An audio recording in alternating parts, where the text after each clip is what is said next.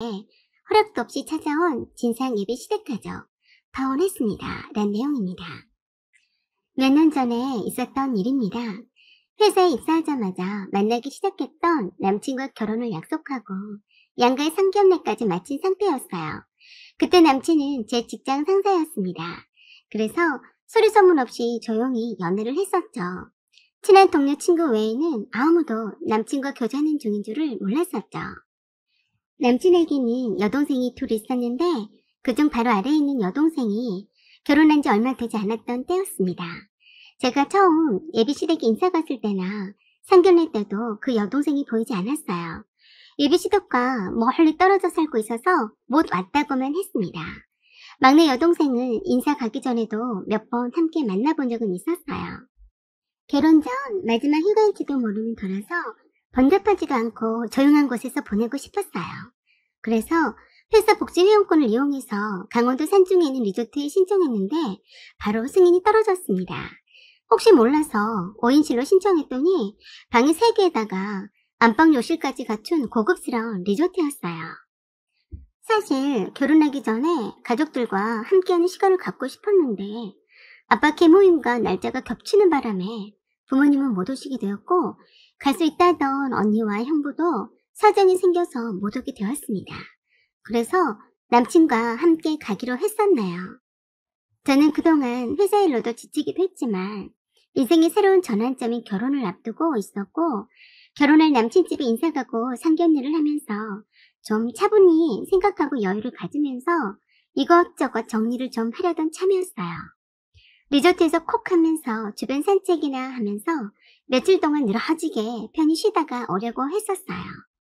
그래서 평소에 읽고 싶었던 책 한 권과 간식거리들만 간단히 챙겨서 가볍게 남친과 함께 제 여름 휴가지로 출발을 했습니다. 가는 도중에 남친이 결혼한 첫 번째 여동생에게서 전화가 왔어요. 오빠, 성희가 그러는데 오빠가 여름 휴가 벌써 떠났다고 하네? 라고 했어요. 강원도로 간다면서 이번에 올케 언니 얼굴 좀 보려고 했는데 지금 어디쯤이야? 라고 했습니다. 그러자 남친이 리조트로 가고 있는 중이라고 했어요.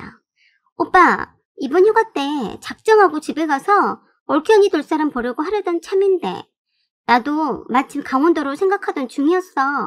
라고 했습니다. 저는 그때까지도 별 생각이 없었습니다. 설마하니 둘만 보내고 있는 리조트에 들이닥치리라고 생각을 못했어요. 고속도로 휴게소에서 잠시 쉬어갈 즈음에 남친이 누군가와 열심히 통화를 하는 것 같더니 저에게 와서 자꾸 동생네 부부가 자기네도 강원도로 휴가를 간다면서 중간에 한번 만나자고 한다고 했다네요. 그래? 강원도 어느 쪽으로 휴가 갔는데? 라고 했더니 이곳저곳 다닐 모양더라고만 했어요. 중간에 한번 만나는 거야 괜찮겠거니 생각했습니다. 그러지 뭐 하고 대답했을 뿐이었는데 그 대답이 저희와 함께 여름 휴가를 보내자는 승낙으로 알아들을 줄 누가 알았겠습니까? 리조트에 도착한 후에 체크인 후에 최근에 지어졌다는 리조트 내부로 들어갔는데 정말 현대식 인테리어에 큰 주방이다 넓은 용접실과 대형 TV가 있는 침대가 있는 안방까지 그동안 제가 다녔던 리조트보다 훨 좋더군요. 리조트 회원 가격도 만만치 않은 이용 요금이었는데 회사 리조트라서 무료로 사용할 수 있어서 참 좋았습니다. 사실 남친과 둘만 쓰기엔 너무 넓은 곳이었어요. 넓직한 방이 3개에다 욕조가 딸린 욕실이 2개였으니까요. 그래도 무슨 상관? 이렇게 넓고 쾌적한 곳에서 나의 결혼 전 마지막 여름 휴가를 최대한 기분 좋게 만끽하겠어 라고 다짐하면서 안방에다 제 짐을 다 풀어놓았습니다. 남친의 짐은 거실 건넌방에 놓아두고 짐을 풀기 시작했고 냉장고에 간단히 챙겨온 음식물과 음료수를 챙겨 넣었어요. 그리고 편한 옷으로 갈아입고 오후라서 선선해서 리조트 주변 산책을 하려던 참이었습니다. 갑자기 남친 핸드폰이 울리더니 남친 여동생네 부부가 도착했다며 연락이 왔어요. 저는 깜짝 놀라며 아니 왜 벌써 와? 중간에 만나자고 했잖아. 그랬더니 남친이 그러더군요. 가는 길이라서 우리 보고 간다고 하면서 왔네. 이 형 왔으니 오라고 했어. 괜찮지? 라고 했어요. 저는 좀 황당했지만 리조트 내로 이미 왔다는데 오지 말라고 할 수는 없잖아요. 이곳으로 출발하면서 남친의 여동생과 통화를 했는데 벌써 도착기 타면 바로 이쪽으로 달려왔다는 건데 좀 이상했습니다. 그때부터 좀 불안한 생각이 들었는데 틀리진 않았어요. 리조트가 크다 보니 찾기가 어려웠는지 한참을 통화를 하다가 남친이 마중 나갔어요. 그리고 잠시 후에 함께 남친의 여동생 부부가 저희 숙소로 들어오는데 기절 초풍한 줄 알았습니다. 잠깐 보고 가겠다더니 대형 카트에 캐리어 2개랑 짐박스를 가득 싣고 아예 이사 온 듯 했어요. 딱 봐도 저희네랑 함께 지내려고 온 모양새였어요. 들어오자마자 리조트 내부를 보고서 놀라미 한마디 하더군요. 오빠, 이거 너무한 거 아니야?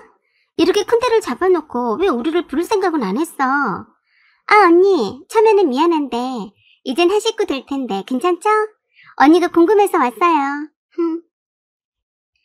남친이 저에게 남친 여동생의 남편을 소개시켜주는 동안에도 남친 여동생은 안방을 들여다보면서 호텔보다도 더 잘해놨다면서 저한테 오더니 그러는 겁니다. 언니, 처음에는 정말 미안한데요. 저희가 안방 쓰면 안 될까요? 너무 마음에 들어서요. 저희가 한방을 써야 하니까 안방 쓰면 좋을 것 같은데 라고 했어요. 남친 여동생의 말이 끝나기도 전에 남친이 제 대답도 듣기도 전에 그러라고 했습니다. 그걸 보던 남친 여동생의 남편이 그 무슨 예의 없는 행동이냐며 작은 방을 쓰자고 했어요. 그랬더니 남친 여동생의 말이 웃겼어요. 언니, 아직 결혼 전이라 언니가 혼자서 저 방 혼자서 쓸 것 같은데 혼자 쓰기엔 너무 크고 아깝잖아. 그래도 우린 신혼인데 둘이 쓰는데 이런 멋진 곳에서 하루라도 지내봤으면 좋겠는데 안 그래 언니? 그래서 제가 속으로 그랬네요. 나 니네들과 함께 여기서 지내자고 한 적 없거든? 이라고 생각했습니다. 제가 그래서 대답했습니다. 사실 안방을 저 혼자 쓰려고 짐을 다 풀어놨어요. 중간에 잠깐 보러 온다고 들었는데 여기서 저랑 오빠랑 함께 지내려던 참이에요? 하고 뜻밖의 질문에 남친과 남친 여동생은 약간 놀란 듯 했습니다. 그러자 남친이 그러네요. 이쪽 근처로 휴가 오고 싶다고 해서 방도 남으니까 함께 지내자고 했어. 신혼부부니까 안방 쓰라고 하자. 라고 했습니다. 남친이 그렇게 나오는데 제가 속 좁게 뭐라 할 수가 없었어요. 그렇지만 속이 상했어요. 내가 신청해서 휴가 온 내 여름 휴가지에서 내 허락도 없이 무작정 찾아와서는 내 방을 찾아다니 기분이 좀 언짢았습니다. 제가 마지못해 억지 웃음 지으며 안방을 사용하라고 하면서 제 짐을 치우고 있는데 남친 여동생이 안방을 활기치며 완전 힘드네. 다음부턴 오빠네를 쫓아다녀야겠네. 언니 괜찮지? 라고 했습니다. 여동생의 남편은 저에게 연신 죄송하다며 머리 숙였어요. 안방에 있는 제 짐을 남친이 함께 치워주며 자기 여동생네 부부의 짐을 들여다 넣어주는데 참 얄미웠고 화가 났습니다.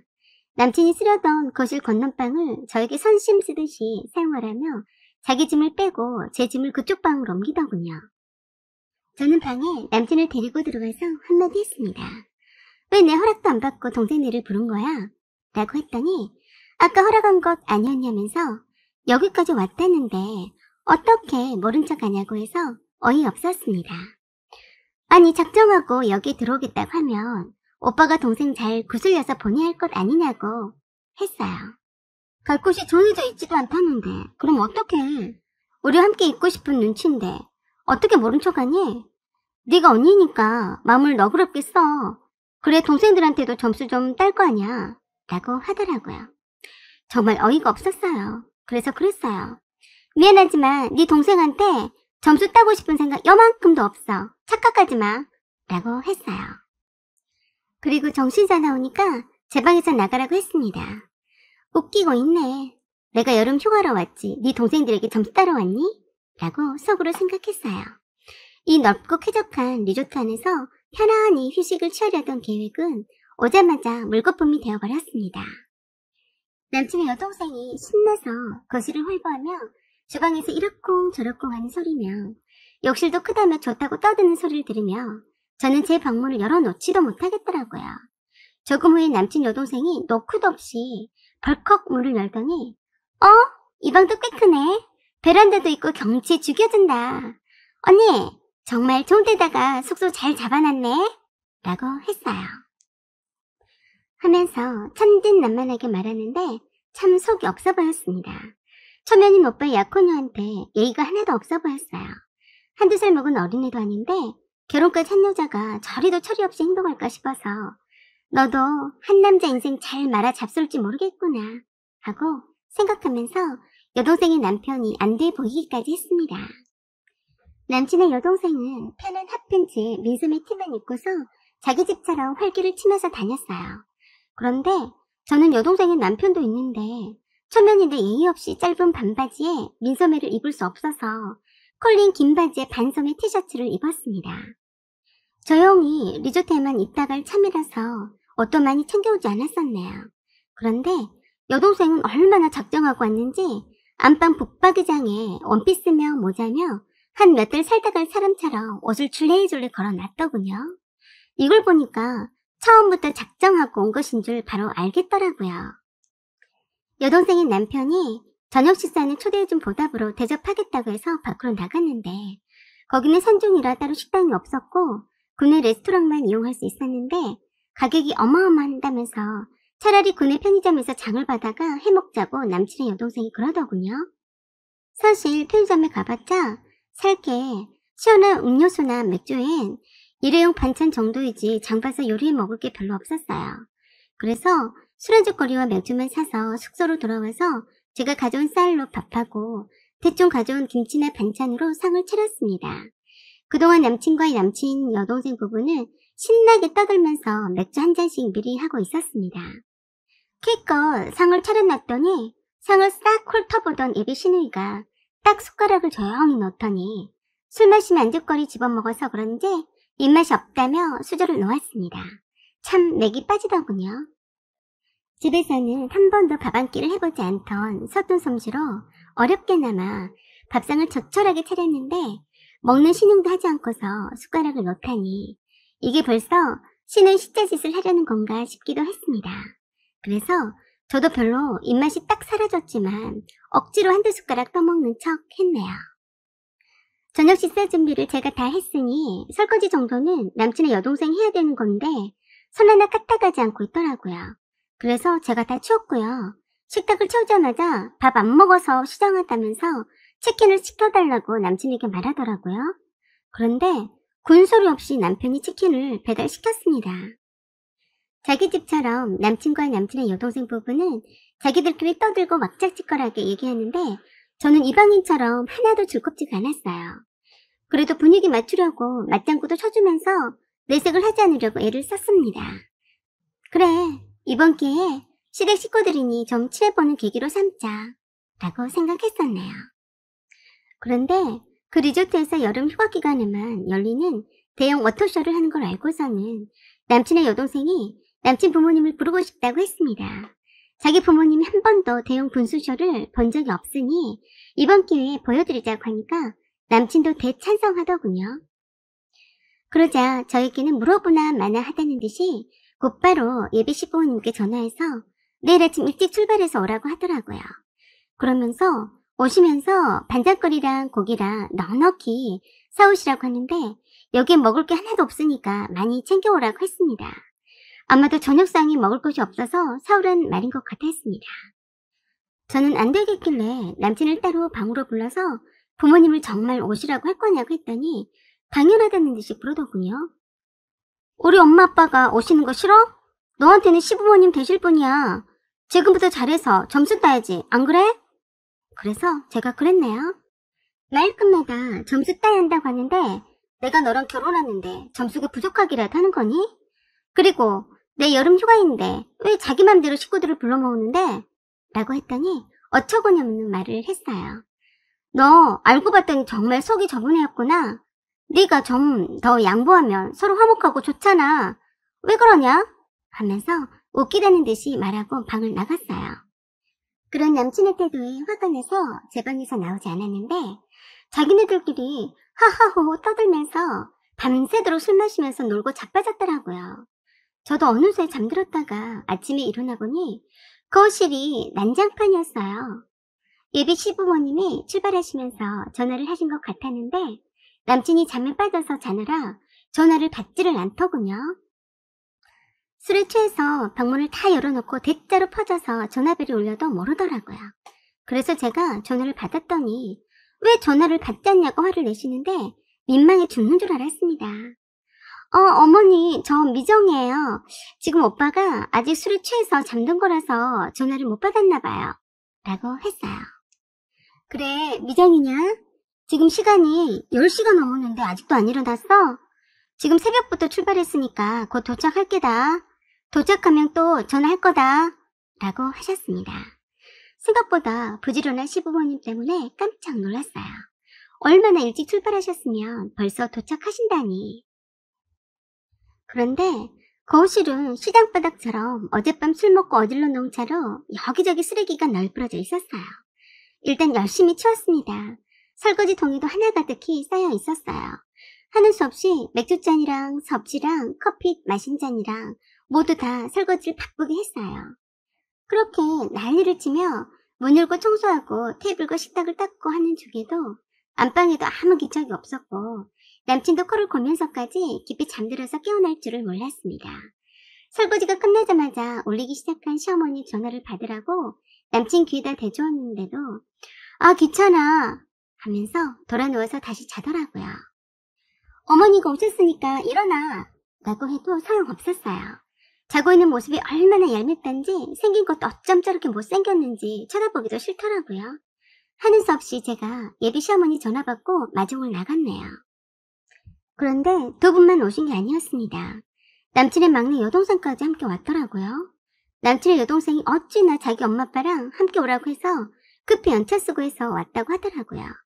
저는 말이라도 따뜻하게 잘 오셨다고 하면서 예비 시부모님이 한가득 장을 봐온 줌을 다 들어서 카트에 싣고 함께 올라왔습니다.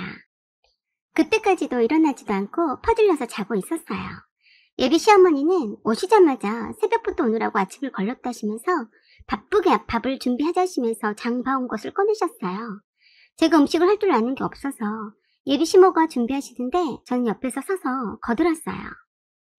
예비 시어머니가 양념에 재워오신 고기를 굽고 야채를 씻고 상을 차려서 아침 겸 점심으로 먹고 난 후에 설거지까지 마치니까 그때서야 남친이 깨어났습니다. 그러자 예비 시어머니가 저에게 아까 고기 남은 걸 볶아서 쌈에 먹으라고 차려주라고 했어요.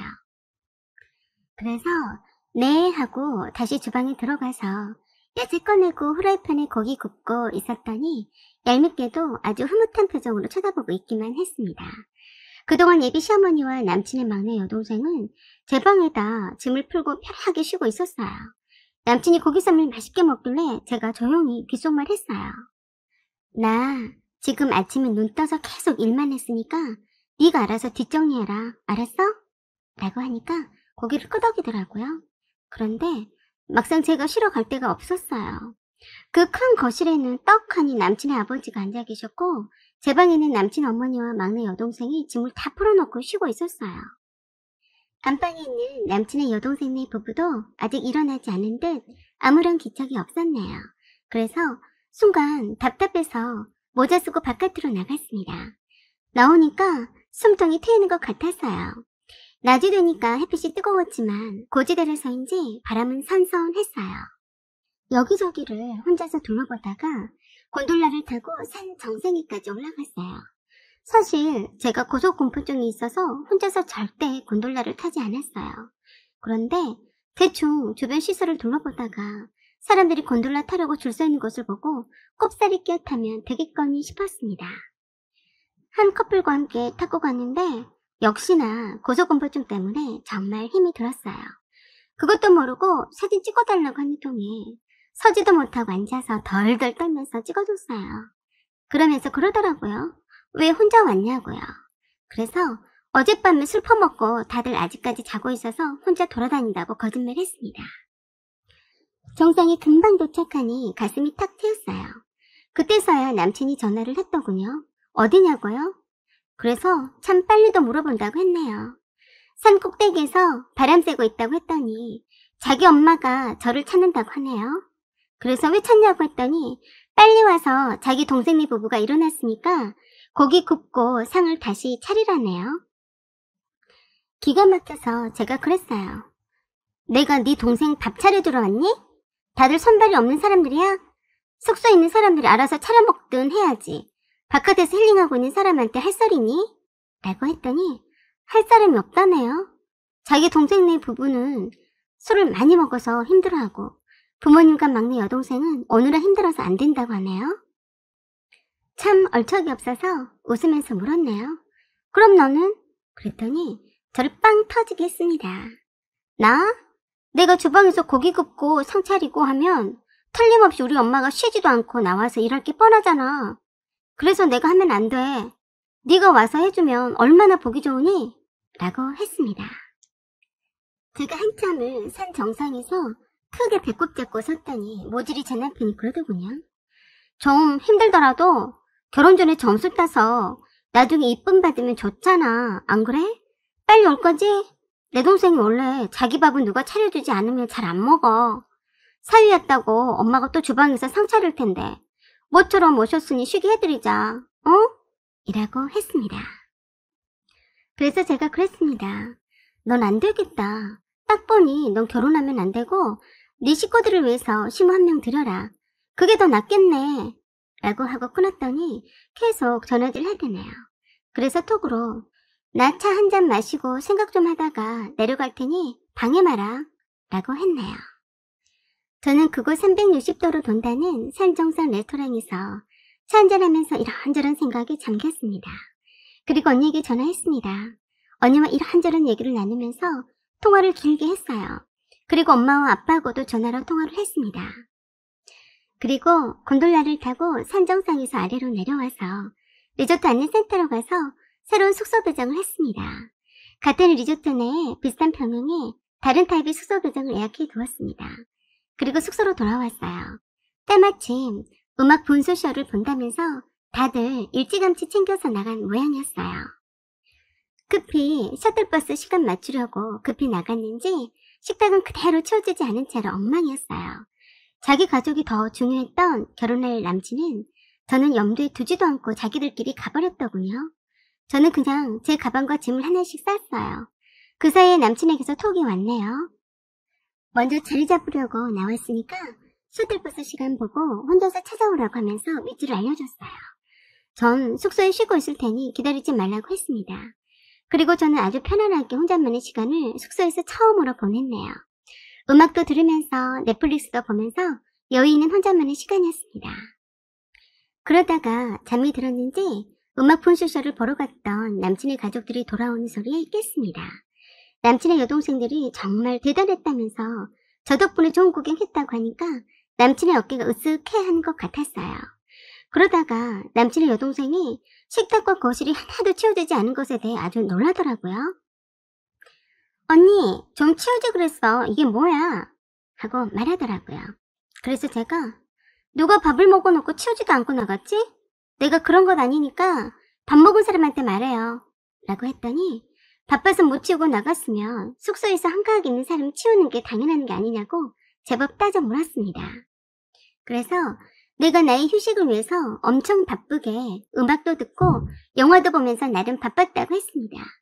그래서 지금이라도 밥 먹었던 사람이 깨끗이 치우는 게 맞다고 하면서 더럽고 냄새나니 빨리 치우라고 했어요. 그리고 여긴 어디까지나 내 숙소이니 마음에 들지 않으면 당장 나가라고 했습니다. 완전 무표정한 얼굴로 또박하고 정확하게 말을 하니까 어이없다는 듯이 남친과 남친 부모님을 쳐다보더라고요. 지금 저한테 마음에 안 들면 나가라고 했어요? 라고 믿기지 않는 듯이 말했어요. 그래요. 내 식탁을 더럽히고도 치우지 않겠다면 당장 나가주세요. 라고 했더니 남친이 저보고 너 왜 그래? 미쳤어? 라고 했습니다. 아니, 나 미치지 않았는데? 왜? 미쳐야만 여기서 나가란 소리를 할 수 있는 거니? 여기는 내 여름 휴가지야. 불청객은 네 가족들이고 네가 미친 것 아니니? 그리고 연이어서 계속 말을 했습니다. 전 여기 계신 분 어느 누구도 초대한 적 없습니다. 제 허락도 없이 오셨다는 걸 잊지 마세요. 남의 숙소에 들어왔으면 조용히 먹고 깨끗이 치우는 게 예의 아닌가요? 어디다 감히 자기가 먹고 나면 뒤처리 하지 않았다고 성질 부리나요? 하고 남친의 여동생에게 눈을 부릅뜨고 따졌어요. 그랬더니 기가 막히다는 듯이 내 눈을 똑바로 쳐다보더라고요. 그래서 눈 내리 깔아라. 나이도 한참 어린 것이 어디 위아래도 모르고 건방 떠니? 라고 했더니 바로 방에 휙 하니 들어가 버렸어요. 그걸 본 남친의 막내 여동생이 혼자서 시부렁거리면서 식탁과 주방을 치우기 시작했습니다. 남친 부모님이 저에게 잔소리를 늘어놓으시길래 제가 그랬네요. 남의 귀한 자식에게 함부로 말씀하시지 마시죠. 저희 부모님도 아드님에게 함부로 하신 적 없으셨어요. 라고 했습니다. 그리고 말했어요. 어머니와 성희 씨 짐은 제 방에서 빼주세요. 혼자 자고 싶네요. 했습니다. 남친이 저를 방에 끌고 가서 왜 그러냐고, 자기 동생이 좀 치우라고 한 것이 뭐가 어때서 그러냐고 했습니다. 기가 막혀서 말이 안 나오길래 넌 식모를 원했었나 보네. 미안하다. 난 식모가 아니거든. 그리고 내일 아침 체크아웃 할 테니까 알아서 하라고 했습니다. 그때 마침 벨소리가 울리면서 저희 친정 부모님과 친정 언니와 형부가 왔습니다. 사실 내일 오실 예정이었는데 걱정이 되어서 부랴부랴 오신 것 같았습니다. 저는 남친에게 조용히 말했습니다. 네가 아무리 생각해도 식모와 결혼하기를 원하는 것 같으니 내가 비켜줄 테니까 식모 잘 구해봐라. 아, 그리고 우리 엄마 아빠도 아직 음악 분수쇼를 한 번도 본 적이 없으시거든. 네 엄마 아빠 이제 보셨으니 모시고 올라가라. 라고 했어요. 저희 부모님께서는 카페 오셨는데도 챙길 건 다 챙겨서 달려오셨더라고요. 딸내미 일에 계모임이 문제가 아니다고 하시면서 제끼고 바로 달려오신 거였네요. 형부도 언니의 말을 듣고서는 처제 일이 중요했다며 연차를 며칠 쓰고 오셨다고 했습니다. 남친 부모님은 갑작스런 저희 부모님과 언니와 형부 출연과 저희 태도에 적잖이 놀라는 듯 했습니다. 그래서 저희 아버지께서 남친과 남친 부모님께 당분간 결혼을 보류하자고 말씀하셨어요. 이유는 가만히 생각해보면 아시게 될 거라고 했습니다. 그리고 이왕 늦은 시각이니 하룻밤 주무시다 내일 아침에 가시라고 말씀드렸는데 자존심 상했는지 허겁지겁 짐을 꾸리더니 남친 식구들은 그 오밤중에 쫓겨나듯이 나갔습니다. 그런 남친 식구들에게 끝까지 저희 부모님들은 최대한 예의를 갖추어서 정중히 날이 밝으면 가시라고 했는데 그냥 가더라고요. 리조트 아래쪽에 조금만 내려가면 성숙이라 해도 하룻밤 묵을 곳이 많이 있을 테니 걱정 말라고 저희 부모님께 말씀을 드렸습니다. 결혼하기 전인데도 저런데 결혼했으면 얼마나 제가 땅을 치고 후회했을지 미리 경험을 했다고 생각했습니다. 그리고 다음날 그 숙소에서 체크아웃하고 예약해두었던 다른 타입의 숙소로 이동했습니다. 사실 성숙이라서 다른 숙소로 바꾸기가 어려울 것 같아 기대를 하지 않았었는데 다행히 취소권이 생겨서 숙소 변경이 가능했었네요. 저는 사랑하는 부모님과 언니네 식구들과 함께 나머지 여름 휴가를 즐겁게 보낼 수 있었습니다. 가족들이 있어서 참 든든했습니다. 사연은 여기까지입니다.